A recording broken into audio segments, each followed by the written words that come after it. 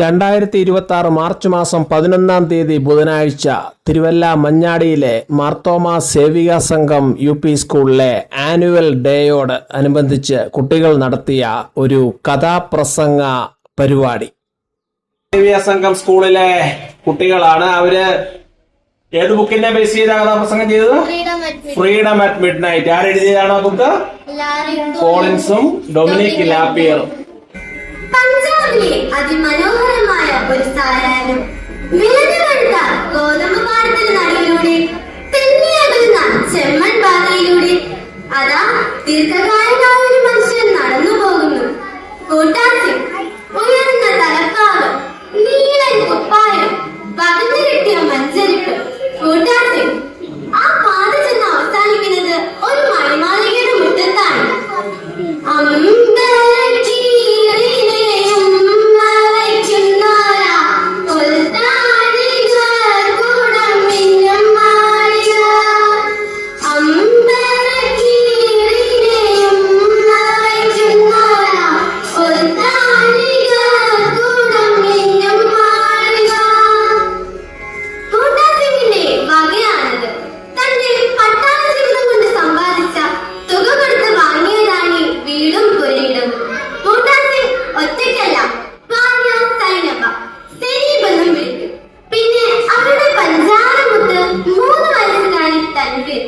ഇന്നവളുടെ പിറന്നാളാണ്.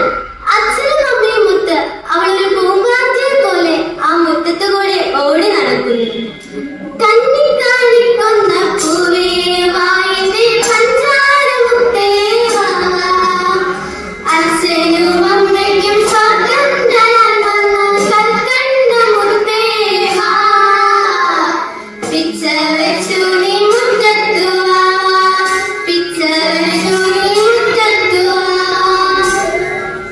1947 June 3 ഇന്ത്യയും പാകിസ്ഥാനും തമ്മിൽ ഐതിഹാസികമായ ഒരു ഉടമ്പടിയിൽ ഒപ്പുവെച്ച ദിവസം, ഇന്ത്യ രണ്ടായി വെട്ടിമുറിക്കപ്പെട്ട ദിവസം, ഇന്ത്യയിലുള്ള മുഴുവൻ മുസ്ലിങ്ങളെയും പാകിസ്ഥാനിലേക്കും പാകിസ്ഥാനിലുള്ള മുഴുവൻ ഹിന്ദുക്കളെയും ഇന്ത്യയിലേക്കും മാറ്റിപ്പാർപ്പിക്കുവാനുള്ള ഉത്തരവ് പുറപ്പെടുവിച്ച ദിവസം, സ്വാതന്ത്ര്യ ഇന്ത്യയിൽ ഹിന്ദുവും മുസ്ലിമും സിഖും പാർസിയും സഹോദരി സഹോദരങ്ങളായിരുന്നു. ഒരമ്മ പെറ്റ മക്കളായിരുന്നു. അവർ ഭാരതീയരായിരുന്നു. എന്നാൽ സ്വാതന്ത്ര്യം പുലരി അതിന് അതിർവരമ്പുകൾ നിശ്ചയിക്കപ്പെട്ടു. അവർ പച്ചയായ വർഗീയതയുടെ കരിപുരണ്ട കോമരങ്ങളായി മാറി. സിന്ധുവും ഗംഗയും യമുനയും രക്തപ്പുഴകളായി മാറി. സ്വാതന്ത്ര്യം സ്വാതന്ത്ര്യം അർദ്ധരാത്രിയിൽ സ്വാതന്ത്ര്യം സ്വാതന്ത്ര്യം സ്വാതന്ത്ര്യം അർദ്ധരാത്രിയിൽ സ്വാതന്ത്ര്യം പെറ്റനാടിനെ വെട്ടിമുറിച്ചൊരു സ്വാതന്ത്ര്യം ഉറ്റവർ തമ്മിൽ ചോരയൊഴുക്കിയ സ്വാതന്ത്ര്യം പെറ്റനാടിനെ വെട്ടിമുറിച്ചൊരു സ്വാതന്ത്ര്യം ഉറ്റവർ തമ്മിൽ ചോരയൊഴുക്കിയ സ്വാതന്ത്ര്യം സ്വാതന്ത്ര്യം സ്വാതന്ത്ര്യം അർദ്ധരാത്രിയിൽ സ്വാതന്ത്ര്യം. പിറ്റേന്ന് പ്രഭാതത്തിൽ ബൂട്ടാ സിംഗിന്റെ മണിമാളികയുടെ മുറ്റത്ത് ഒരു പട്ടാള വണ്ടി വന്നു നിന്നു. 2 പട്ടാളക്കാർ ബൂട്ടാ സിംഗിന്റെ അടുത്തേക്ക് നടന്നെടുക്കുന്നു. നിങ്ങളല്ലേ ബൂട്ടാ സിംഗ്? അതെ. ഇവിടെ ഒരു മുസ്ലിം പെണ്ണില്ലേ? ഇല്ല. ബൂട്ടാ സിംഗ്, സൈനമ എന്ന പേരുള്ള നിങ്ങളുടെ ഭാര്യ അവൾ മുസ്ലിം അല്ലേ? അവളെ കൊണ്ടുപോകുവാനാണ് ഞങ്ങൾ വന്നത്. ഇവിടെയുള്ള മുഴുവൻ മുസ്ലിങ്ങളെയും പാകിസ്ഥാനിലേക്ക് മാറ്റി പാർപ്പിക്കുകയാണ്. സർക്കാർ ഉത്തരവ് നടപ്പിലാക്കേണ്ട ചുമതല ഞങ്ങൾക്കുണ്ട്. നിങ്ങളൊരു മിലിറ്ററി ഓഫീസറാകുന്നില്ലേ? അവളെ ഉടനെ വിട്ടുതരണം. സാർ, അവളെന്റെ ഭാര്യയാണ്, തന്റെ അമ്മയാണ്.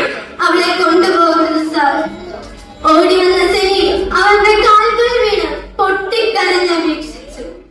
വിമ്മി വിമ്മി കരഞ്ഞു പോയി സെനി, വിക്കി വിക്കി പറഞ്ഞു ചിലതെല്ലാം. അവൾ തൻപേരിനെ വാരിയെടുത്ത് മാറോടണച്ചു പിടിച്ച് നെറുകയിൽ തുരുതുരെ ചുംബിച്ചു. സൈനബല ഇസ്ലാമല്ല എൻമണി മുത്തിന്റെ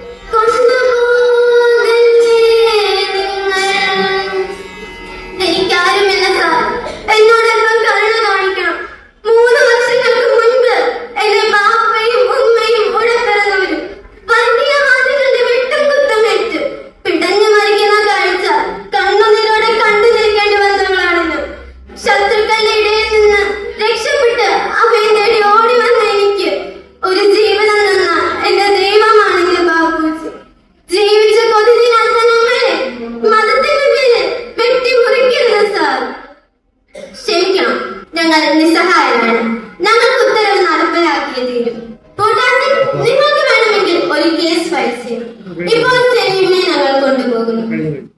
സനീപിനെ മനസ്സിലിച്ച് അവർ വണ്ടിയിൽ കയറ്റി. എത്ര വേദാന്തങ്ങൾ ആരു പറഞ്ഞാലും തത്വശാസ്ത്രങ്ങൾ നിരത്തിയാലും മാതൃസ്നേഹത്തെ പോലും വെട്ടിനുറുക്കുന്ന നിത്യതയിലെ മനം ദുഃഖമല്ലേ. സനീപിനെ കൊണ്ട് ആ പട്ടാള വണ്ടി അകലങ്ങളിലേക്ക് ഓടി മറന്നു. ഒട്ടും വൈകാതെ ബൂട്ടാ സിംഗ് ഡൽഹി ഹൈക്കമ്മീഷൻ ഓഫീസിൽ ഒരു കേസ് ഫയൽ ചെയ്തു, തൻവീറിന്റെ അമ്മയെ തിരിച്ചു കിട്ടുന്നതിന് വേണ്ടി. ആഴ്ചകളും മാസങ്ങളും കടന്നുപോയി. ഈ നാളുകൾ ഇന്ത്യയുടെ വടക്കൻ സംസ്ഥാനങ്ങൾ ഹിന്ദു മുസ്ലിം വർഗീയതയുടെ കോപാഗ്നിയിൽ വെന്തെരിയുകയായിരുന്നു. എത്ര കുടിലുകൾ വെന്തെരിഞ്ഞു, എത്ര ജീവിതങ്ങൾ നൊന്തുപിടഞ്ഞു. വർഗീയതയുടെ ചോരപ്പുഴയിൽ കുതിർന്നൊരു ഇന്ത്യ വിളിക്കുന്നു. ജാതിപ്പകയാൽ വെട്ടിമുറിക്കപ്പെട്ടോർ ഇന്ത്യ വിളിക്കുന്നു. ഭാരതാംബ വിളിക്കുന്നു, ഭാരതാംബ വിളിക്കുന്നു. സമയം പ്രഭാതം. അലഹാബാദ് ഹൈക്കോടതിയിൽ അഭൂതപൂർവമായ ജനത്തിരക്ക്. അതിപ്രധാനമായ ഒരു കേസിന്റെ വിധിയാണെന്ന്. മാംസം ശുഷ്കിച്ചത്തിയോടൊട്ടിച്ചേർന്ന് കരഞ്ഞു വീർത്ത മുഖവും അടക്കാനാവാത്ത ദുഃഖവും പേറി ഒരു വശത്ത് സെനി, മറുഭാഗത്ത് ഒരു പ്രാന്തനെ പോലെ തൻവീറിന്റെ കൈ പിടിച്ചു നിൽക്കുന്നു ബൂട്ടാ സിംഗ്. കോടതി സജീവമാണ്. സെനി, ഈ നിൽക്കുന്ന ബൂട്ടാ സിംഗിനെ നിങ്ങൾ അറിയുമോ? അറിയും. ബൂട്ടാ സിംഗ് നിങ്ങളുടെ ഭർത്താവാണ്. ആയിരുന്നു. ബൂട്ടാ സിംഗിനെ ഭർത്താവായി സ്വീകരിച്ച് ഒരുമിച്ച് ജീവിക്കാൻ നീ ഒരുക്കമാണ്. സത്യം ബോധിപ്പിക്കാൻ കഴിയാതെ വണ്ണം ഒരു 100 കണ്ണുകൾ സനീപിന്റെ നേർക്ക് കൂരമ്പുകൾ പോലെ വന്നു പതിച്ചു. വർഗീയതയുടെ കൂരമ്പുകൾ. ഒന്നും പറയാൻ കഴിയാതെ അവൾ ഹൃദയം നൊന്ത് കരയുകയായിരുന്നു. ഈ നിൽക്കുന്ന തൻവീർ നിങ്ങളുടെ മകളില്ലേ? അതെ. അവളുടെ മാതൃത്വം ഏറ്റെടുത്ത് അവളെ കൂട്ടിക്കൊണ്ടുപോകാൻ നീ ഒരുക്കമാണ്. അരുതേ അരുതേ എന്ന വിലക്കുകൾ 4 ഭാഗത്തു നിന്നു. പൊന്നാമന മകളെ ഒന്ന് വാരി പുണരാൻ വിറപൂണ്ട ചുണ്ടുകൾ വിറങ്ങലിച്ചു പോയി. സത്യം പറയുവാൻ കഴിയാതെ മനസ്സ് മരവിച്ചു പോയി. സെനി, ഇത് നമ്മളുടെ മകളല്ലേ? അവളുടെ നിലവിളി നീ കേൾക്കുന്നില്ലേ? അവളെ ഒന്ന് വിളിക്കൂ സെനി. അവളുടെ കണ്ണുകളിലേക്ക് നോക്കൂ സെനി. ഇല്ല ഇല്ല, ഇതെന്റെ മകളല്ല. ഇനി എന്നോടൊന്നും ചോദിക്കരുത്. ബോധമറ്റവൾ പ്രതിക്കൂട്ടിൽ തളർന്നു വീണു. അമ്മയെ അമ്മയെ എന്ന് വിളിച്ചു കരയുന്ന ആ കുഞ്ഞിനെ ആശ്വസിപ്പിക്കാൻ ആ അച്ഛൻ അപ്പോഴും വിഷമിക്കുകയായിരുന്നു. ആ പിഞ്ചു കുഞ്ഞിന്റെ നിലവിളി ഒരു ചോദ്യചിഹ്നം പോലെ ആ കോടതി മുറിയിൽ പ്രതിധ്വനിച്ചു. ന്യായാസനങ്ങളെ നിങ്ങൾക്കു കേൾക്കാമോ? നീതിക്കു മുൻപിൽ മുഴങ്ങുമീ ഗദ്ഗതം. നാവിട്ടലച്ചു കരയുമീ കുഞ്ഞിന്റെ നാവിന്റെ തുമ്പിലെ ദാഹമറിയാമോ? കോടതി വിരുന്നു. സനീപിനെ കൊണ്ട് ആ വാഹനം അകലങ്ങളിലേക്ക് ഓടി വന്നു. സമയം സന്ധ്യ. ലാഹോറിലെ ലാഹുദ റെയിൽവേ പ്ലാറ്റ്ഫോമിലൂടെ ഓടിക്കളിക്കുന്നു തൻവീർ. വന്ന മുത്തുകൾ പതിച്ച പുത്തൻ പട്ടുടുപ്പ്, സ്വർണ്ണ കാൽച്ചിലമ്പ്, കൈ നിറയെ വളകൾ, കളിപ്പാട്ടങ്ങൾ, മധുരപലഹാരങ്ങൾ. പൊന്നാമന മകൾക്ക് എല്ലാം ആ അച്ഛൻ വാങ്ങി സമ്മാനിച്ചു. ചിപ്പി വാങ്ങി, ഓല പീപ്പി വാങ്ങി, കുട്ടിക്കൊരായിരം കൂട്ടമായി. പൊട്ടിച്ചിരിക്കും മകളെ കണ്ടച്ചനോ പൊട്ടിക്കരയാതിരിക്കാൻ നോക്കി. അങ്ങ് വടക്കു നിന്ന് ചൂളം വിളിച്ച് പാളം തകർത്ത് വെട്ടുക തുപ്പി ചീറി പാഞ്ഞു വരുന്നു ഒരു എക്സ്പ്രസ് ട്രെയിൻ. ലാഹോർ റെയിൽവേ പ്ലാറ്റ്ഫോമിനെ ഇളക്കി മറിക്കുമ്പോൾ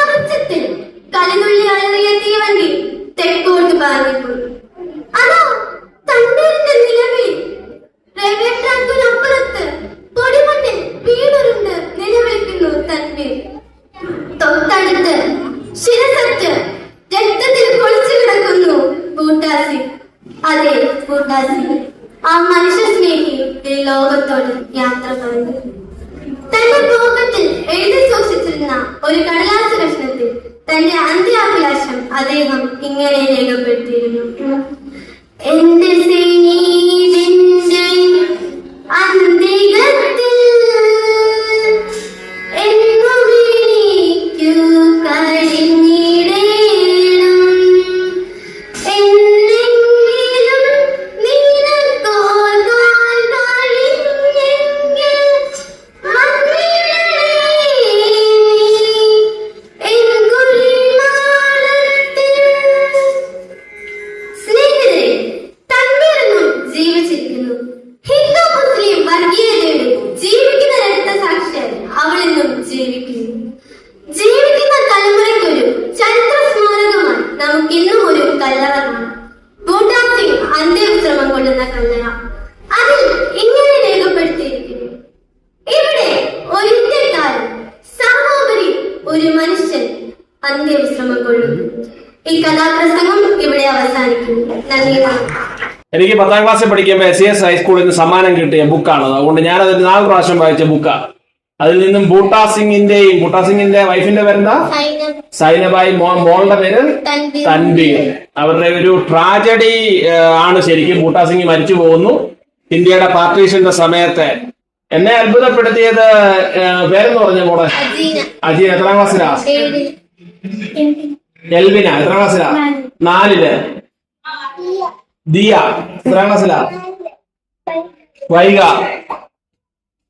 4ാം ക്ലാസ്സിലും 7ാം ക്ലാസ്സിലും ഒക്കെ പഠിക്കുന്ന 3-4 പെൺപിള്ളാര് ചേർന്ന് ഫ്രീഡം അറ്റ് മിഡ്നൈറ്റിലെ കഥ പറഞ്ഞെന്ന് പറഞ്ഞാൽ നിങ്ങൾ ആരാ ഇത് പഠിപ്പിച്ചത്? ചുമ്മാ അല്ല, ഞങ്ങളുടെ അന്നമ്മറ്റി ദേവി ATV കൊച്ചമ്മയാണ് പഠിപ്പിച്ചത്. ഞങ്ങളെ പണ്ട് ഇതുപോലൊക്കെ പഠിപ്പിച്ചതാണ്. ATV കൊച്ചമ്മ അന്ന് തൊട്ട് ഞങ്ങളുടെ ഉണ്ട്. ഞാനിപ്പോ കുറച്ച് കൊച്ചമ്മയുടെ കാര്യം പറഞ്ഞേ ഉള്ളൂ. പിള്ളേരെ ആ ഫ്രീഡം അറ്റ് മിഡ്നൈറ്റ് പഠിപ്പിച്ചതൊക്കെ കൊച്ചമ്മയാന്ന് പറഞ്ഞു. കൊച്ചമ്മയാണ് ഈ സ്കൂളിന്റെ ഐശ്വര്യം. എന്നാലും പഠിപ്പിച്ചത് നിങ്ങൾ പഠിച്ചല്ലോ. 10 മിനിറ്റ് നല്ല ഭംഗിയായിട്ട് പെർഫോം ചെയ്തു. അതുകൊണ്ട് അതൊരു മഹത്വത്തിന്റെ ലക്ഷണമാണ്.